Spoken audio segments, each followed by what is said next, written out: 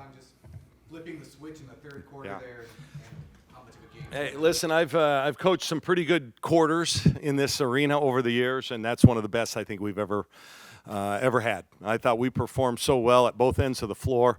It was 33-12, I think, in that quarter, if I'm not mistaken, if the math serves me right.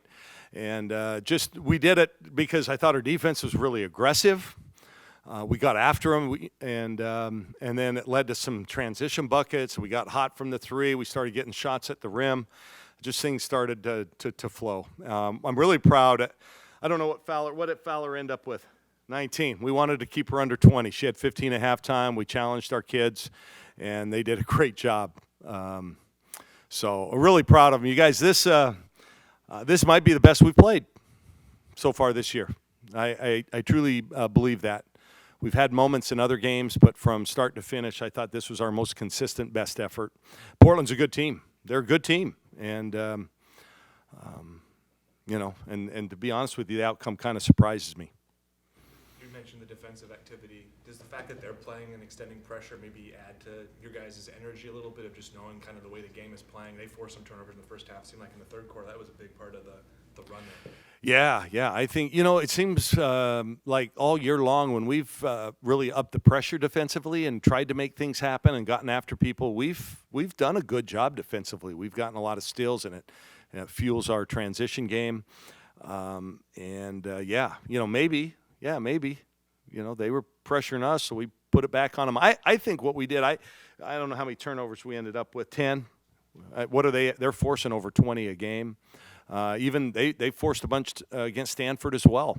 And I thought once we beat their pressure in the backcourt, then we got really the shots that we wanted, which we knew we were going to be able to. We had told our kids, it's pick a shot, but you got to handle that pressure.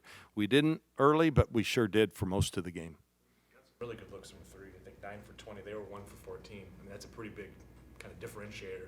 Yeah, and the one I remember, Eric, is the one they made. Yeah, we were just a little late on that closeout. I just thought defensively we were on point tonight. I was really proud of the team and really happy for them. You always want a game like that going into final exams. See, when I was in school, I needed a good effort the day before because that would have been the highlight of the week because I knew I was about to fail most of the tests that I was going to take that week. So. But no, I'm really proud of the team, man. This was a good game. What did you make of, Chance? Yeah. Obviously early on in her career, but maybe the best she shot the ball. Yeah. This was kind of that breakout game for her. I know the kids are out there right now on the court trying to give her a hard time. I think the Pac-12 wanted to interview her, so I'm sure they'll razz her for that. I'm really happy for him. Really happy for Taya. I thought Taya did a really good job. That middle of that zone was soft most of the night. We got, some really good shots. Tahina, we put in there a little bit. Taya, Grace, and we got the shots we want.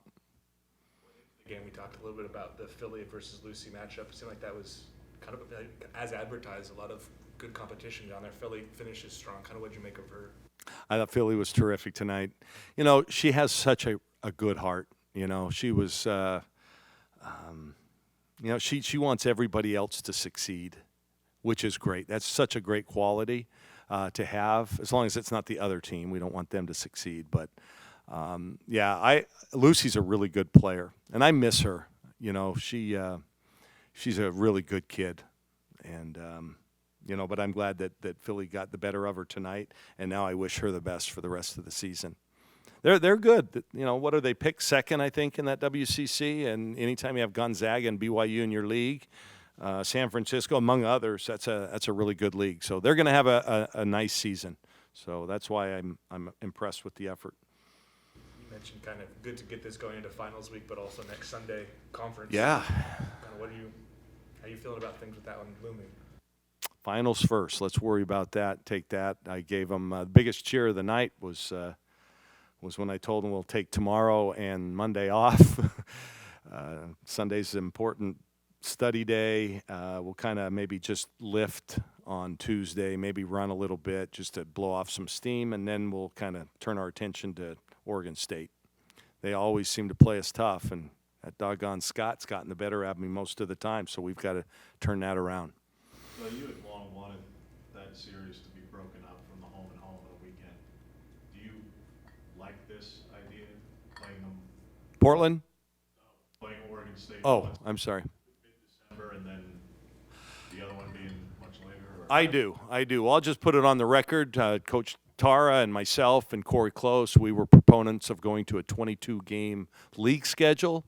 We want to expand it. It helps our net. And nobody likes to come up here and play us, to be honest with you. So I like that.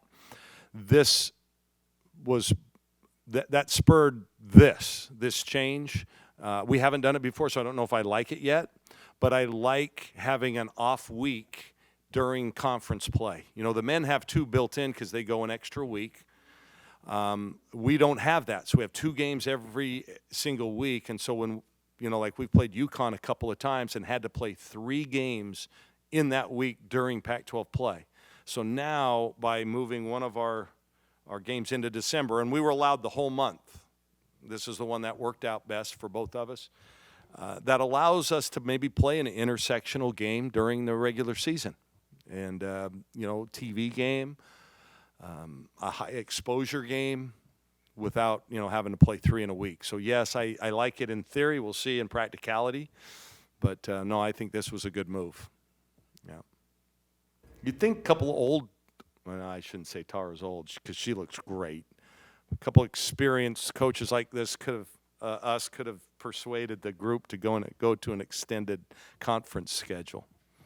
I guess that's taking care of itself here next year. Yeah. Which, by the way, congratulations to Utah. Great football game last night. That's my dad's alma mater, my brother's alma mater. I grew up a Ute fan, so I thought that was pretty cool. So I guess Pac-12's 1-0 against Big Ten.